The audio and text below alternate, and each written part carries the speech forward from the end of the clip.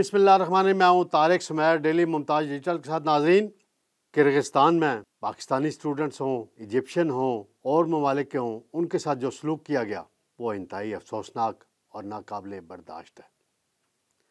اس میں کرغزستان کی حکومت نے، ان کے پولیس نے، ان کے دیگر اداروں نے اپنی نااہلی دکھائی ہے، اور پاکستان کی حکومت کو دو ٹوک الفاظ میں پیغام دینا چاہیے اور اپنے شہریوں کی حفاظت یقینی بنانی چاہیے۔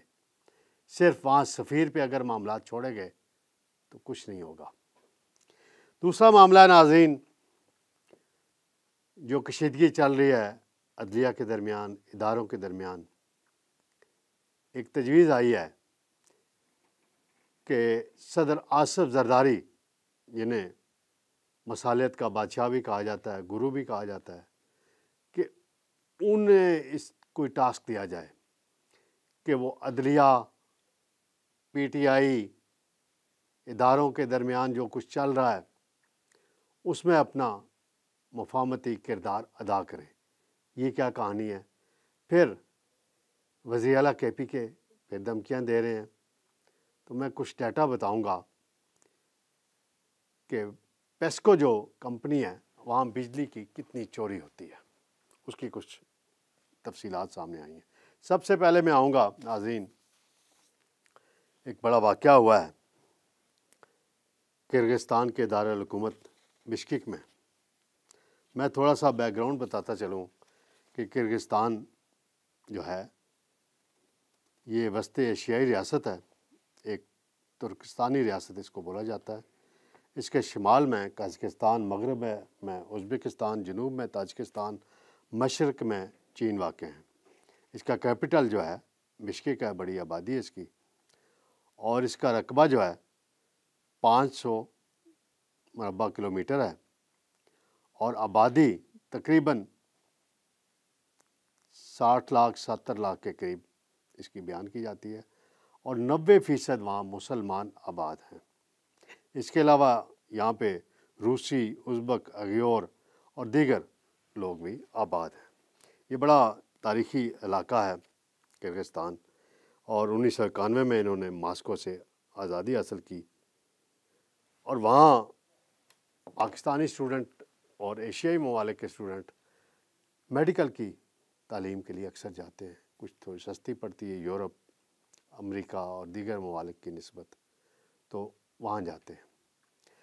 گزشتہ رات بتایا گیا ہے، جو اطلاعات ہیں، خبریں آئی ہیں کہ جی واقعہ پیش آیا کہ مصر کی کوئی اسٹوڈنٹ بچی تھی، اس کے ساتھ زیادتی کرنے کی کوشش کی۔ مقامی لوگوں نے، نوجوانوں نے،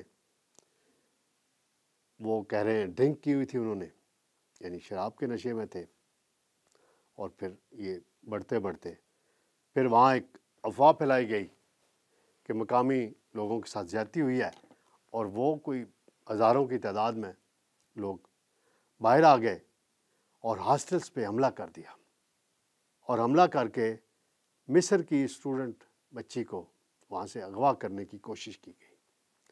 پھر دیگر ممالک کے اسٹوڈنٹس، پاکستانی بھی آ گئے، انڈینز بھی آ گئے، اور بھی ممالک کے آ گئے، اور انہوں نے بچایا۔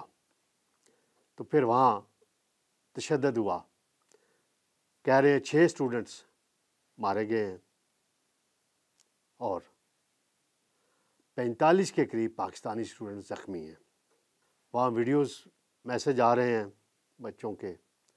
شہباز شریف صاحب نے نوٹس تو لے لیا ہے، اور ہمارے وزیر خارجہ نے بھی ملاقات کی ہے، اور اسلام آباد میں دفتر خارجہ نے کرغزستان کے سفیر کو طلب کر کے احتجاج بھی کیا ہے ساری صورتحال پہ۔ افسوسناک امر یہ ہے کہ وہاں کی پولیس اور انتظامیہ نے بجائے سفارتی پروٹوکول پر عمل کرتے ہوئے، یو این کی جو قواعد ہیں ان پہ عمل کرتے ہوئے، ان اسٹوڈنٹس کی مدد کرنے کی بجائے ان بلوائیوں کو کھلا چھوڑ دیا، اور انہوں نے اٹیک کیا، لڑکیوں کو ہراساں کیا، اسٹوڈنٹس کو مارا۔ ہسپتال میں ہیں اس وقت تقریباً 45 پاکستانی، انڈینز بھی ہیں۔ تو یہ ایک بڑی خطرناک صورتحال وہاں ڈیولپ ہوئی۔ پاکستانی سفارت خانوں کا جو حال ہے وہ تو اکثر ہمیں پتہ چلتا رہتا ہے۔ وہ اسٹوڈنٹس میں ایک بچی نے ابھی ایک نجی چینل پہ انٹرویو دے کے بتا دیا کہ ایمبیسی نے کیا مدد کی ہے۔ شہباز شریف صاحب نے نوٹس لے لیا، وزیر خارجہ نے بھی نوٹس لے لیا، اور سب کچھ ہو گیا، آگے بڑھے، لیکن عملاً کیا ہوا؟ عملاً تو یہ ہونا چاہیے کہ وزیر اعظم صاحب کو چاہیے تھا کہ فوراً ٹیلی فون پہ رابطہ کرتے کرگز پریزیڈنٹ سے اور ان کو ساری صورتحال بتاتے۔ یہ نچلے لیول پہ رابطہ ہوتا ہے، کرتے کرتے پتہ نہیں کہاں سے اب بتایا جا رہا ہے، وہ دعویٰ کر رہے ہیں کرغزستان کے حکام کے جی صورتحال ہم نے قابو پا لیا ہے، لیکن وہ جو زیادتی کی گئی ہے وہ کیوں ہوئی ہے، اس کی طے میں جانے کی ضرورت ہے۔ دوسری بات یہ ہے کہ اسٹوڈنٹس وہاں ویزا لے کے جاتے ہیں، وہ کوئی کشتیوں میں بیٹھ کے نہیں گئے جیسے یونان اور اٹلی اور دیگر ملکوں میں جاتے ہیں۔ وہاں فیس دیتے ہیں اس میڈیکل کالج کی، یونیورسٹی کی، باقاعدہ وہاں ان کا نام رجسٹرڈ ہوتا ہے، پورا قواعد و ضوابط کی پابندی کرتے ہیں۔ اور یہ صورتحال اس سے پہلے بھی ایک دو مرتبہ پیدا ہوئی ہے، اس کو کنٹرول کرنے کی اشد ضرورت ہے، اور پاکستانی جہاں بھی ہوں ان کی حفاظت کو یقینی بنانا ہر پاکستانی کی، کس سے زیادہ حکومت کی اور سفارت خانوں کی ذمہ داری ہے۔ اور اگر اس میں کوئی نیگلیجنس شو کیا ہے، کوئی نااہلی شو کیا ہے پاکستانی سفارت خانے نے، تو اس کو بھی مد نظر رکھنا چاہیے، اس کی بھی انکوائری ہونی چاہیے۔ ناظرین، دوسرا معاملہ ہے یہاں بڑا آج کل جاری ہے، ججز کے درمیان اور کچھ پرو اسٹیبلشمنٹ پارلیمنٹرین ہیں، ان کے بیانات کی وجہ سے ایک تناؤ کی کیفیت پیدا ہوئی ہے۔ نوٹسز جاری ہو چکے ہیں فیصل واڈا کو اور مصطفیٰ کمال کو۔ تو میں یہاں صرف یاد دہانی کے لیے بتانا چاہتا ہوں، چیف جسٹس صاحب نے اگر وہ کلپ نہیں سنے تو اپنی ٹیم سے منگوا کے سن لیں۔ رؤف حسن نے ان کے بارے میں کیا فکرے کہے ہیں، کتنی توہین کی ہے ان کی، اور رؤف حسن نے چیف جسٹس اسلام آباد ہائی کورٹ کے بارے میں بھی کچھ نازیبا باتیں کی ہیں۔ پھر شعیب شاہین نے جو ٹاؤٹ کا لفظ یوز کیا ہے اسلام آباد ہائی کورٹ کے چیف جسٹس عامر فاروق کے بارے میں، انتہائی قابل مذمت لفظ ہے۔ تو یہ ایک یک طرفہ ٹریفک نہ چلائی جائے۔ اگر مصطفیٰ کمال نے، فیصل واڈا نے غلط بات کی ہے تو ہم نے اس کی بھی مذمت کی ہے، ان کے خلاف اگر کوئی کارروائی ہو رہی ہے تو آگے بڑھائی جائے۔ اگر رؤف حسن نے چیف جسٹس کی توہین کیا ہے تو اس کا بھی نوٹس لینا چاہیے، انہیں بھی توہین عدالت کا نوٹس ایشو ہونا چاہیے، ان کو بھی عدالت میں بلانا چاہیے، اور شعیب شاہین کو بھی بلانا چاہیے۔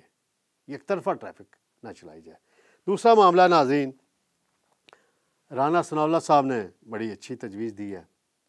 وہ کہہ رہے ہیں کہ جو تناؤ کی کیفیت ہے اسے کم کرنا چاہیے، اور وزیر اعظم ایک ایڈوائس بھیجیں گے، صدر کو ریکویسٹ کریں گے کہ وہ اداروں اور عدلیہ کے درمیان تصادم کو رکوانے اور سیاسی کشیدگی میں کمی لانے کے لیے اپنا کردار رکھیں۔ ویسے تو آصف زرداری کے بارے میں مشہور ہے کہ وہ ثالثی کرانے کے ماہر ہیں، اب ان پر ویسے آئینی ذمہ داری بھی ہے، وفاق کے پریزیڈنٹ ہیں وہ، اور پارٹی پالیسی سے ہٹ کے اس کو چلنا پڑتا ہے، ملک کی خاطر چلنا پڑتا ہے۔